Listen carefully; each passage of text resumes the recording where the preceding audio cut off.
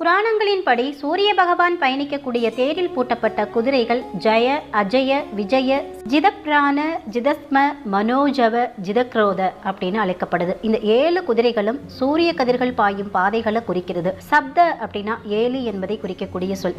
7 குதிரைகள் பூட்டிய ரதத்தில் பயணம் செய்யும் சூரியனை வழிபாடு செய்வதற்கு உரிய சிறப்பு மிகுந்த நாளா ரத சப்தமி இருக்கு. பொதுவாக சூரிய பகவானை வழிபட உகந்த நாள் அப்படின்னா அது ஞாயிற்றுக்கிழமை. உகந்த திதி சப்தமி திதி. ரத சப்தமிய மகா சப்தமி அப்படின்னு சொல்றதுண்டு.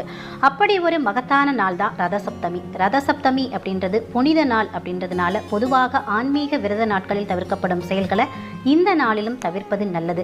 ரத சப்தமி என்பது சூரிய பகவானை வணங்கி நம்மளுடைய பாவங்களை கழுவி ஆரோக்கியத்தையும் செல்வத்தையும் பெருக்கிக் கொள்ளக்கூடிய நாள்.